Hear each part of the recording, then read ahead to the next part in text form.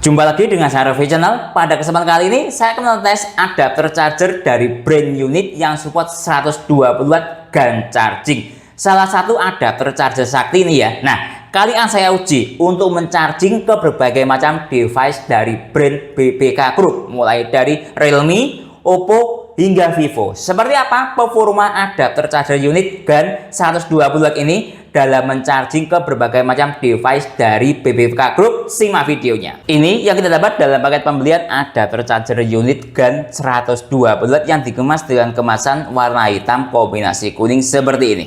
Lalu di dalamnya ada plastik atau kemasan seperti ini sebagai tempat adapter charger.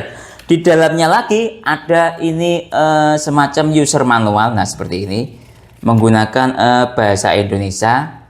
Nah, lihat ini. Nah, oke. Lalu kita akan dapat adapter charger unit GaN 120 watt. Tampilan fisik adapter charger ini menggunakan model cat doff. Lalu ada tulisannya unit plus tulisan 120 watt GaN 3. Kita lihat dari sisi sini kosong, dari sisi sini kosong, dari sisi sini kosong. Dari sisi sini ada dual USB, satu USB A dan satu USB C. Coba saya cek dari sisi jumlah port yang ada di USB A. Nah, lihat ini, dia ini ada 4 pin, lihat ya, terlihat ya. Nah, 5 pin, yang ada di sini satu, tengah-tengah, lihat itu ya. Nah, terlihat, kemudian di belakang 4. Nah, totalnya sekali lagi USB A nya ada 5 pin. Kemudian kita cek dari sisi bagian colokan, ini ada berbagai macam sertifikat, lihat ini, mulai dari CI, gambar rumah, gambar tempat sampah dan lain-lain. Kemudian kita lihat dari sisi sini ada spesifikasi dari adapter chargernya model UCH 437, output power 120 watt dan berbagai macam struktur daya. Silakan dilihat sendiri. Intinya ini lihat 20 volt output USB-C nya ya, 20 volt 3,25 ampere. Kalau seperti ini menurut saya sekitar 65 watt ya, kalau tidak salah. Mohon dikoreksi bila salah ini. Ini silakan dikalikan. Kemudian output USB A ini lihat 20 volt 6 ampere sama dengan 120 watt. Nah ya, jadi seperti ini struktur daya yang ada di adapter charger unit GaN 120 watt. Dilihat dari sisi finishing product atau build quality, tulisannya sangat rapi pengerjaannya, tidak salah-salah. Lihat ini. Kemudian dari sisi spesifikasi juga kecil tapi rapi. Dilihat dari sisi tulisan yang lainnya, lihat dari sisi port USB A juga kecil. Oh, tidak terlalu kecil sih, ya lumayan standar tapi juga rapi. Tidak salah-salah sablonan atau tulisannya. Kemudian kita lihat dari sisi finishing antara casing satu dengan yang lainnya, lihat ini sangat rapi pengerjaannya. Nah, kita lihat jelas rapi. Dari sisi finishing antara casing hitam dan putih juga sangat rapi. Kemudian dari sisi port, lihat ini, menurut saya juga rapi. Saya balik seperti ini, lihat rapi. Nah, jadi dari sisi finishing product atau build quality unit ini sudah lebih dari cukup. Ini coba saya ketok-ketok perbandingan antara adapter charger unit dengan adapter charger polosan seperti ini. Mulai dari sisi unit dahulu saya ketok-ketok, silakan didengarkan.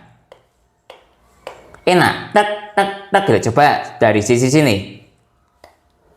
Enak, tek tek tek. Coba saya ketok-ketok bagian adapter charger polosan dari sisi sini. Tang tang tang gitu ya. Coba dari sisi sini ada prek prek prek gitu. Jadi dari sisi diketok-ketok unit GaN 120 watt ini lumayan tebal adapter charger casingnya. Dari sisi tempel magnet saya ada membanding unit GaN 120 watt adapter charger polosan dan adapter charger bawaan Vivo flash charging 80 watt. Nah, ini saya ada model magnet seperti ini.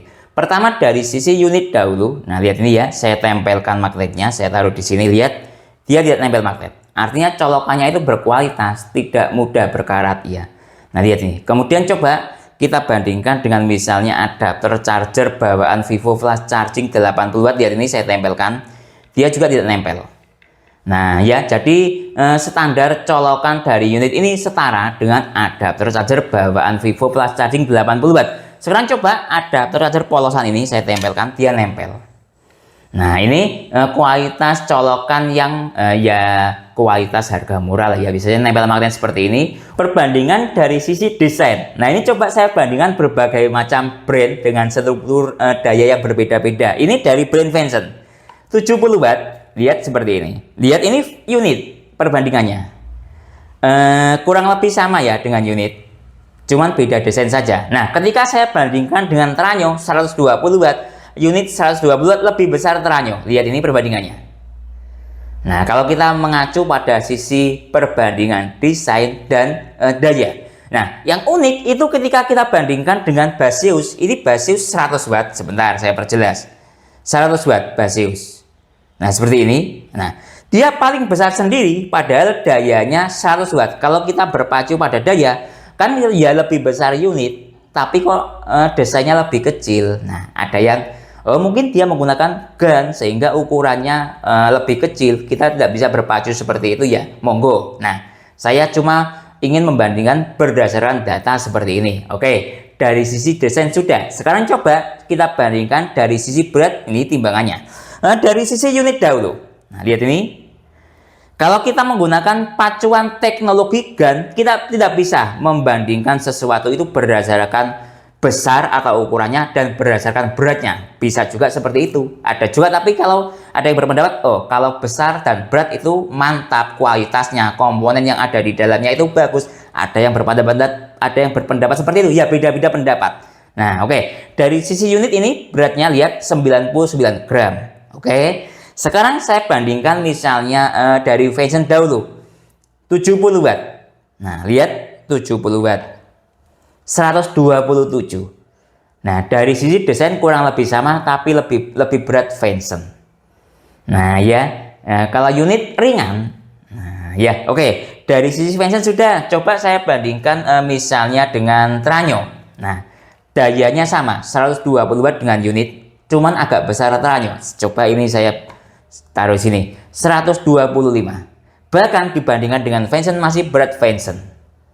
Nah ya, kalau saya berpendapat brand, pengaruh dari brand. Nah ya, Venson brand bukan kaleng-kaleng. Kalau seperti Tranyo ataupun unit ini kan kategori adapter charger sakti ya.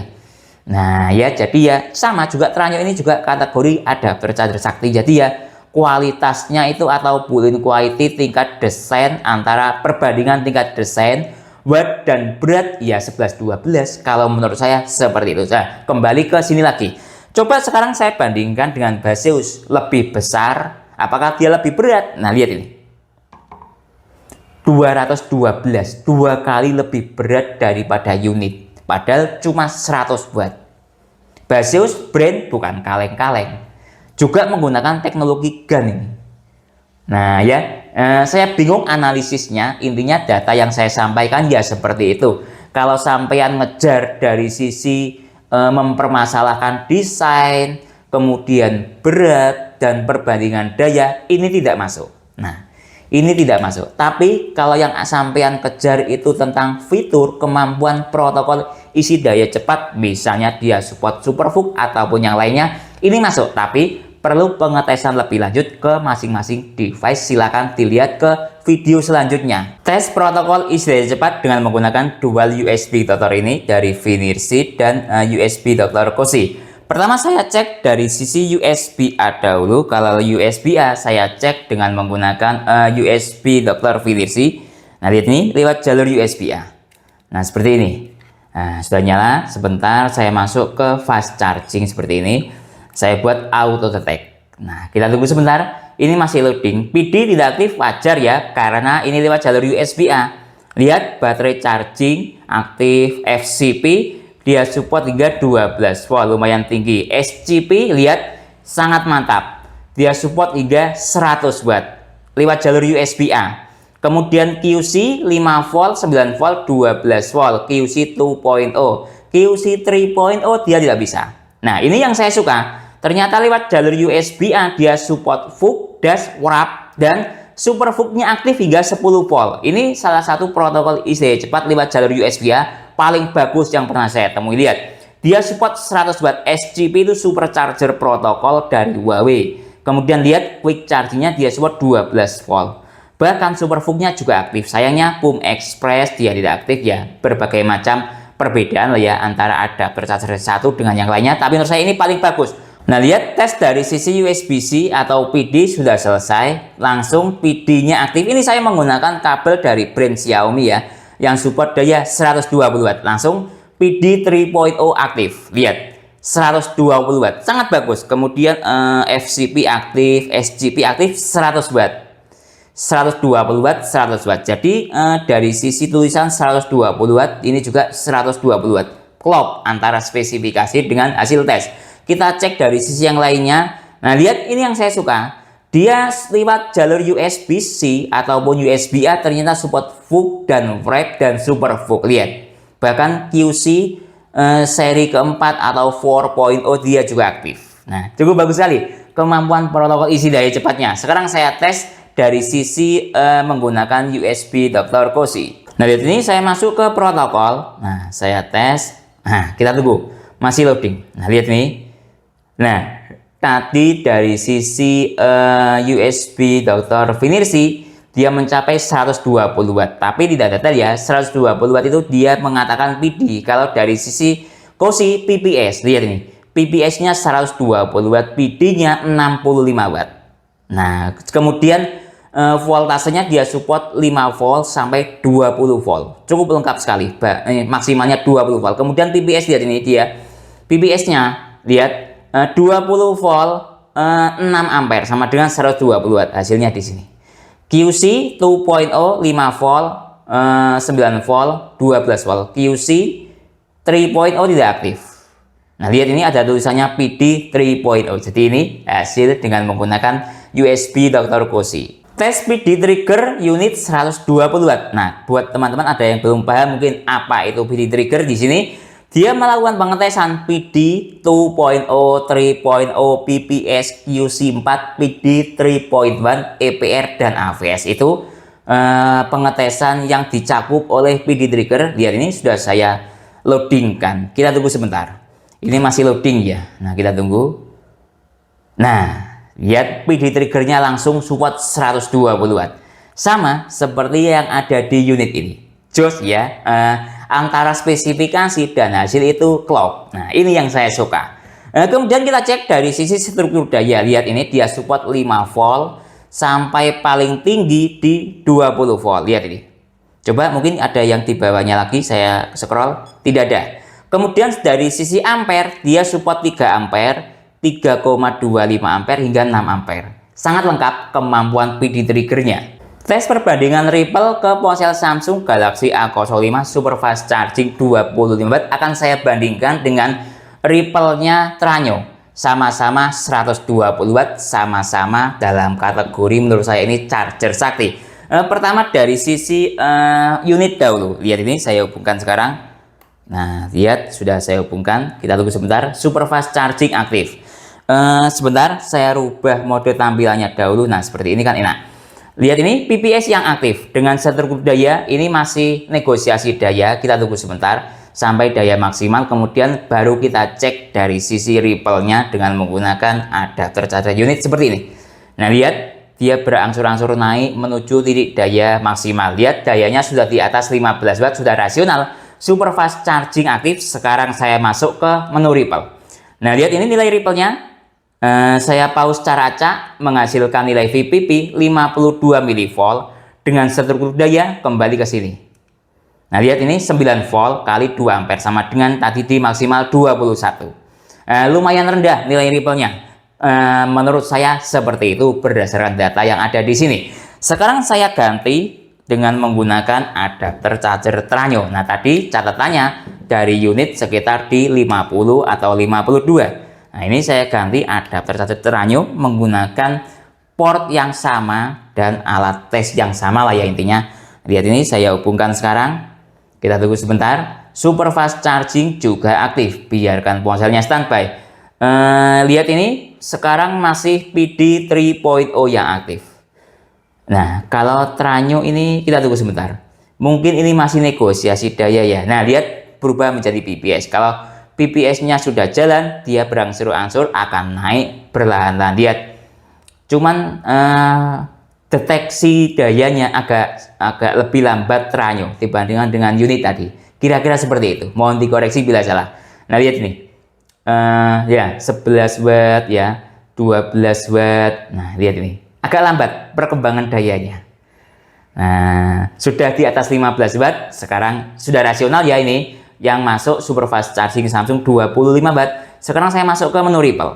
Nah, dari sisi Ripple ternyata Tranyo lebih tinggi dibandingkan dengan unit. Nah, lihat ini. Saya pause secara acak menghasilkan nilai VPP 96 mV. Jadi hasil Ripple-nya lebih bagus unit. Semakin rendah nilai Ripple itu semakin bagus. Lihat ini sekali lagi. Nah, saya kembali ke sini mungkin mencapai 20 watt sama, kurang lebih titik maksimalnya, cuman nilai Ripple-nya lebih tinggi. Nah, lihat 96. Tes ke ponsel Oppo Reno 3 yang support VOOC 20 watt saya hubungkan sekarang lewat jalur USB-A dahulu.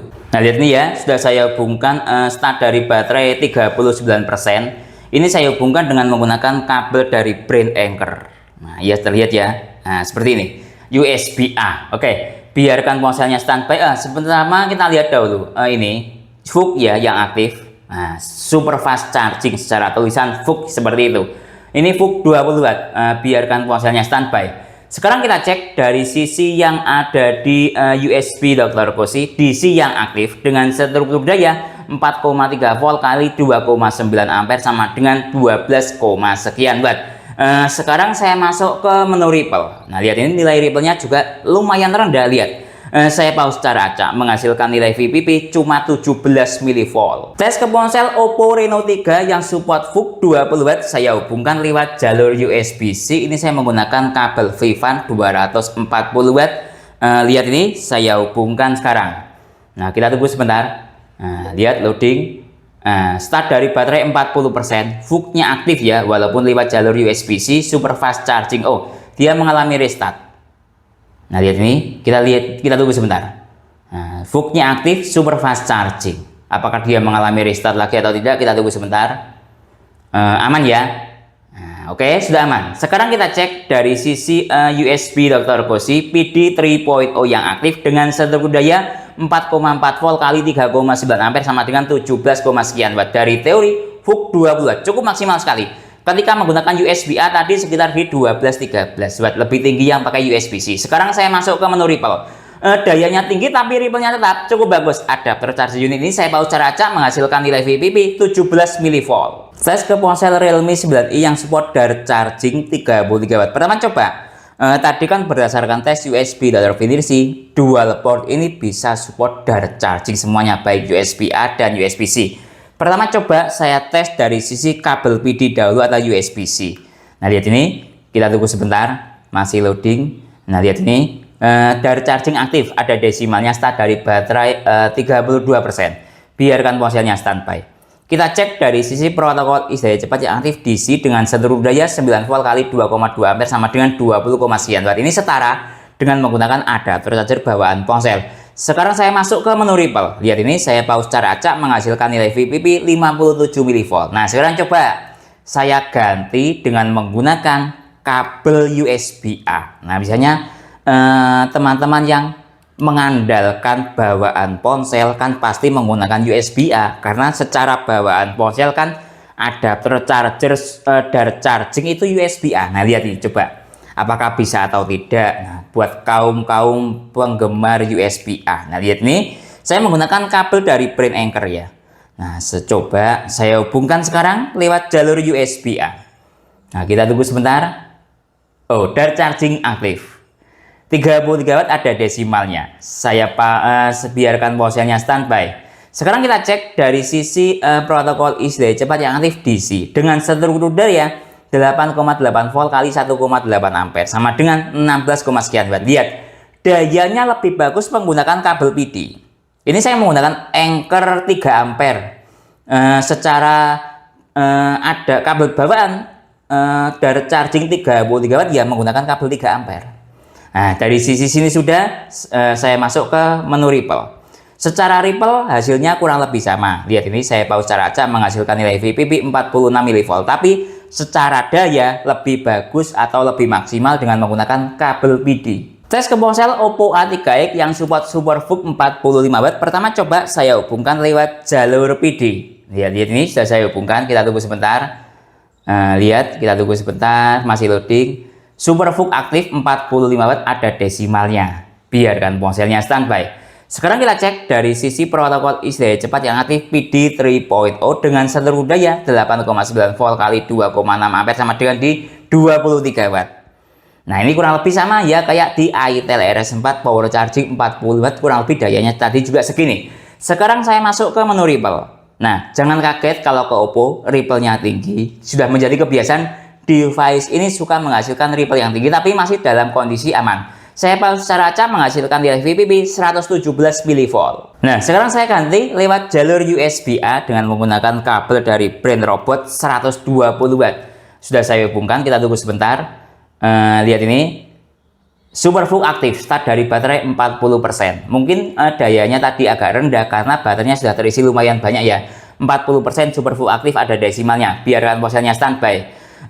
Unik. Lihat yang aktif PD 3.0 dengan seluruh daya 8,9 volt kali 2,5 ampere sama dengan 23, sekian watt. Saya masuk ke menu Ripple. Kurang lebih juga sama nilai Ripple-nya. Saya pause secara acak menghasilkan nilai VPP 118 mV. Tes ke ponsel Vivo V40 Lite yang support flash charging Vivo 80 Watt. Pertama saya hubungkan dahulu lewat jalur USB-C atau PD. Kalau saya pribadi ya, perbandingan antara USB-A dengan USB-C itu lebih suka menggunakan jalur USB-C karena pilihan kabelnya itu banyak. Untuk yang spesifikasi kabel kelas atas seperti Anker, Ugreen, Baseus itu rata-rata kabel fitur bagusnya atau spesifikasi bagus ada di USB-C. Lihat, start dari baterai 23%, flash charging tadi aktif. Ini kalau ke Vivo pasti saya menggunakan mode ponsel mati dahulu. Nah, lihat. Sekarang kita cek dari sisi protokol isi daya cepat. Tadi dia mengalami negosiasi daya, ini masih loading. Kita tunggu sebentar sampai negosiasi daya maksimal, kemudian kita analisis. Nah lihat, sekarang sudah jalan di daya 32 Watt dengan seluruh daya 8,6 volt kali 3,8 ampere sama dengan di 33,7. Lihat, yang aktif PD 3.0.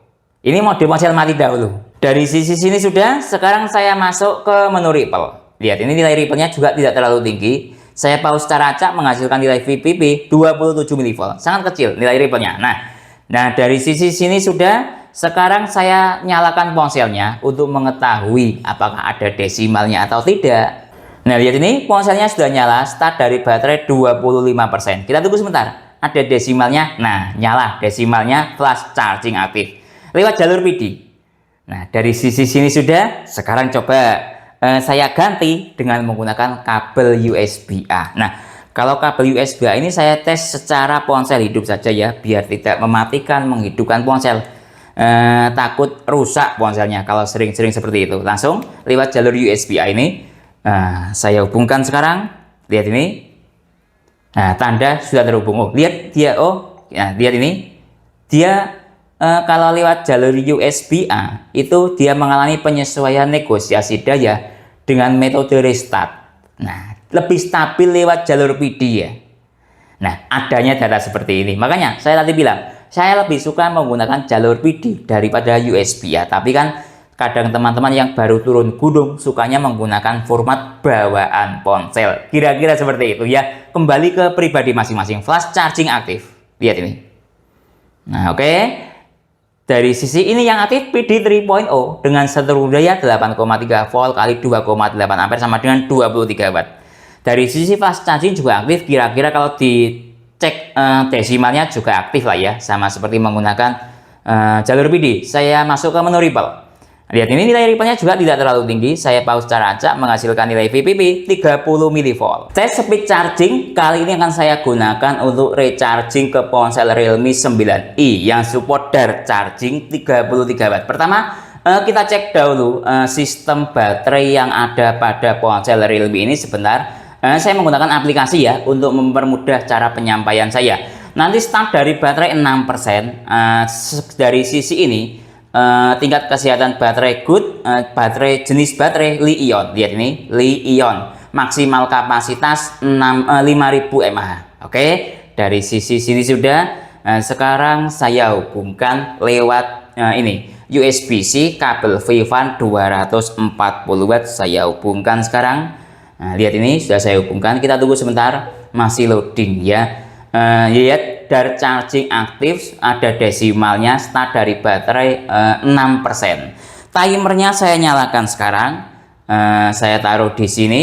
Selanjutnya kita tunggu sampai full charging. Membutuhkan waktu berapa menit atau berapa jam dengan menggunakan adapter charger unit GaN 120 watt ini. 1 menit lebih 15 atau 17 detik telah berlalu. Selanjutnya nanti saya kontrolnya lewat stop kontak ini ya, karena tidak menggunakan USB Dr. Koshi. Dalam detik ke 1 menit lebih 30 detik lah ya kira-kira. Lihat stop kontak menunjukkan daya 23 watt dari sisi stop kontak membaca. Selanjutnya kita tunggu sampai full charging. Membutuhkan waktu berapa menit atau berapa jam? 30 menit telah berlalu.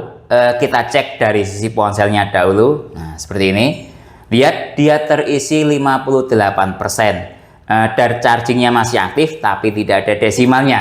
Biarkan ponselnya standby. Sekarang kita cek dari sisi yang ada di stop kontak. Nah, seperti ini. Tadi dalam waktu sekitar 2 menit berada di daya sekitar 22-23. Nah, ini dalam waktu 30 menit tersisa daya 16 watt. Menurut saya tingkat kestabilan dayanya masih cukup bagus. Tidak terlalu turun drastis ya dalam waktu 30 menit. Sekarang kita cek dari sisi yang ada di temperatur. Coba temperatur adapter chargernya dahulu. Lihat ini ya. Nah, seperti ini. Coba saya gerak-gerakkan. Nah, seperti ini. Nah, ini jadi paling panas. Dia berada di area 44. Hangat normal ya. Tidak ada masalah. Karena logikanya adapter charger 120 watt versus ponsel 33 watt. Sangat aman. Nah, ini sangat efektif menurut saya. Dari sisi adapter chargernya. Lihat ini. 45 derajat Celcius paling tinggi tadi. Nah, coba dari sisi ponselnya. Nah, lihat dari sisi ponselnya juga sangat normal. Nah, ini sebuah kombinasi yang bagus antara adapter charger 120 watt versus ponsel 33 watt. Adapter chargernya sangat normal, ponselnya juga sangat normal. Pasti awet dalam usia pakai jangka panjang. Lihat. Nah, oke. Selanjutnya kita tunggu sampai full charging. Membutuhkan waktu berapa menit atau berapa jam? 1 jam lebih 10 menit telah berlalu. Ini saya cek dari sisi stop kontak, dayanya sudah 0 watt. Nah, artinya kalau seperti ini sudah terjadi penurunan daya dalam tujuan untuk keamanan dari kesehatan baterai atau ponsel itu sendiri ya. Oke, sekarang kita cek dari sisi yang ada di ponselnya. Nah, lihat ini dalam waktu 1 jam lebih 10 menit terisi 92%. Jadi saya stop atau saya hentikan proses chargingnya sampai di 92% dalam waktu 1 jam lebih 10 menit. Menurut saya ini sudah lebih dari cukup speed chargingnya. Jadi kesimpulannya, unit GaN 120 watt salah satu adapter charger sakti yang dilengkapi dengan dual port, 1 port USB-A dan 1 port USB-C. Kita bebas bisa menggunakan dari sisi USB-A ataupun USB-C dengan mendukung berdasarkan tes di video ini support 100% ke device BBK Group. Berdasarkan tes saya, baik ke Oppo Reno 3, VOOC 20 watt, Realme dari charging 33 watt, ataupun Oppo Super VOOC 45 watt, hingga Vivo flash charging 80 watt, semuanya aktif dan ada desimalnya. Bebas mau menggunakan port USB-A maupun port USB-C, semuanya bisa. Tapi berdasarkan tes saya, outputnya lebih maksimal menggunakan USB-C dibandingkan dengan USB-A. Lebih tinggi USB-C outputnya. Lalu dari sisi speed charging juga cukup bagus sekali. Tadi saya tes ke ponsel Realme 9i ini. Dari persentase baterai lowbat ya, hingga terisi sekitar di 92%, hanya membutuhkan waktu 1 jam lebih 10 menit. Nah, selebihnya dia mengalami penurunan daya. Nah ya, itu lebih lama lagi prosesnya ketika sudah mengalami penurunan daya dalam rangka untuk keamanan dari baterai ponsel itu sendiri. Kemudian dari sisi temperatur juga menunjukkan sebuah temperatur adapter charger yang dingin atau hangat normal ya, tidak membahayakan dari sisi adapter chargernya maupun ponselnya. Jadi secara keseluruhan performa adapter charger ini support 100% ke device BBK Group. Mungkin itu ya yang bisa saya jelaskan dalam tes video ini. Kalau teman-teman ada pertanyaan atau usulan lain yang sekiranya belum saya jelaskan dalam tes video ini, silahkan menulis di kolom komentar. Kalau teman-teman mau membeli unit GaN 120 watt ini, link pembelian ada di deskripsi ataupun alat tes lainnya Saya Didin undur diri dulu, sampai jumpa pada video berikutnya. Terima kasih.